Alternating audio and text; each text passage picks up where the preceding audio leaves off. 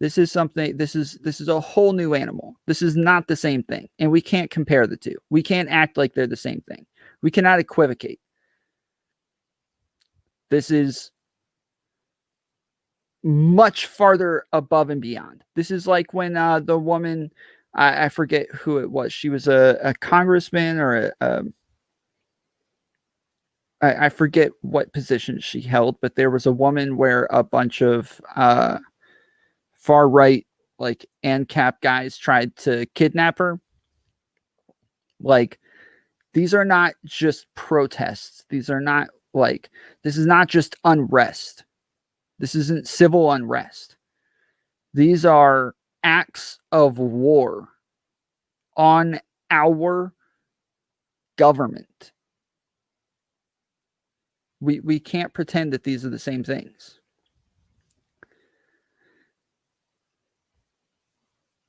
Big Buckin said, did Trump really tweet that? I can't find it. Which part? Did he tweet that people should or that he didn't like the violence and that people should go home? Yes, he did.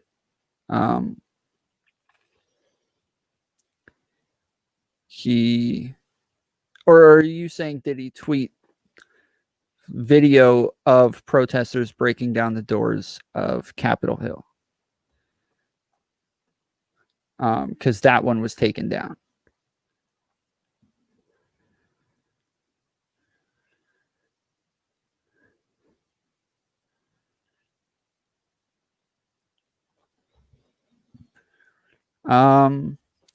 Amanda Tripp on YouTube said, was that a Shake Shack cup? Jealous. No, this is Steak and Shake, actually, which you should be jealous. Steak and Shake is the bomb. Big Buckin said that's totally an ideological stance.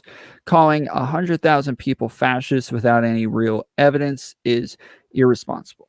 So, I mean, I've gone over this on the show numerous times. Like, it's hard to actually say that Donald Trump is a fascist because he cannot act as a fascist within our Constitution, but he's done a lot of things outside of our Constitution. So I had like a 2-3 hour stream one time where I actually went down all of the characteristics of a fascist with a Trump supporter and went over like each characteristic. I named like 2 or 3 things that Trump has done within that characteristic where I can say like, yeah, Trump qualifies for this characteristic. And I think out of the 14 characteristics, I was able to name 12 that Trump qualified for pretty substantially. But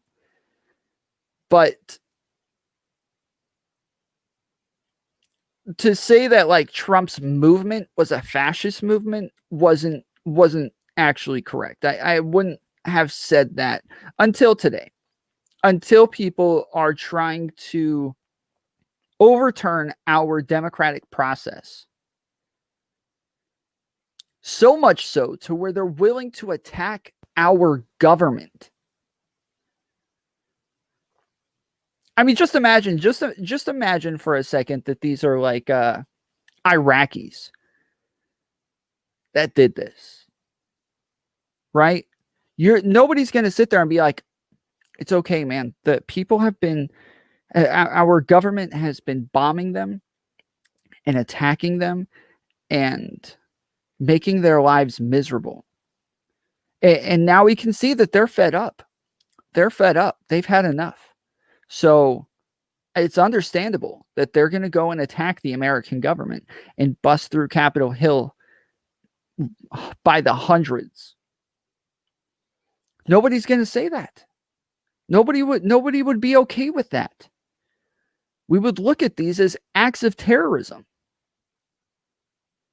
Why all of a sudden these are a bunch of white people who are Americans who are doing this, and we're going to pretend it's not an act of terrorism now?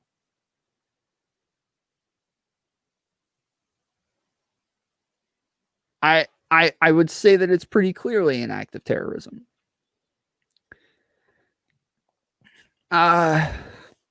Arius writes that Tom I will never forget when I was at a BLM protest and they showed up with tanks to make us leave. Yep. Big Buckin said, LOL, Amanda, Tony posts those comments, not me. Arius, I'm not much of a debate guy, but I'm happy to have a conversation. Bet we both could learn something. Cool. Amanda Tripp said, breaking news, Trump officials resign after today's siege. Yeah, I assumed a bunch of people would be jumping off the Trump train after this. I mean, I mentioned earlier, and Big Buck, and you weren't here for that, but I mentioned earlier that there has been somebody going on live on Big Buckin on a morning show on a consistent basis, talking about how Trump kept saying that something was going to happen on the 6th and that this was dangerous. You shouldn't be saying this because when nothing happens, it's going to push your supporters to a whole new level. You are just stirring the pot by continuously saying something's going to happen. And when nothing happened, they all made something happen. Right? Like the rhetoric that has been used by Trump over the last month has been very dangerous. And now the danger has happened. I set up this topic about Trump pushing a coup 2 days ago. 2 days ago, I set up this topic to talk about how the rhetoric that Trump was using was dangerous and would push his supporters into doing something violent. Right? Like I had already planned on talking about how what Trump was saying would push his supporters to do something violent. And on the day of the show, they have already done something violent. They've already done it. Trump has already pushed them to that point.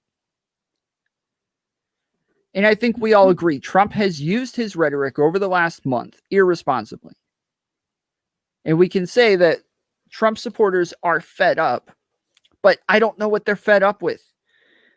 All of the allegations of fraud have been heard. All of the evidence has been looked at. Most of it couldn't even make its way into court because there wasn't enough evidence. Most of its way couldn't even make it to a day in court because they didn't have enough evidence. This is the way our systems work. This is the way the process works.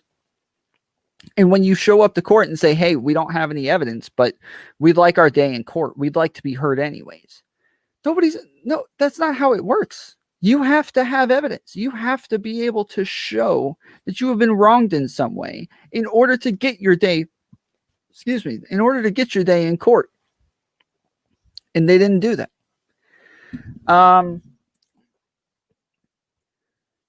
Big Buckin said, Amanda, unelected officials resign every day. It's a virtue signal.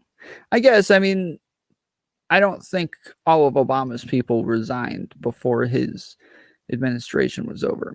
I think their virtue signal was to stick with him and show that they were proud of the work that they had done.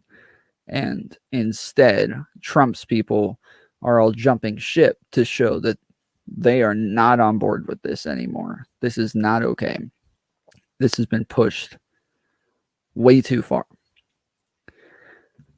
Kay should be here in just a little bit, so we're going to go over the IDW. Now, the intellectual dark web, if you don't know what this is,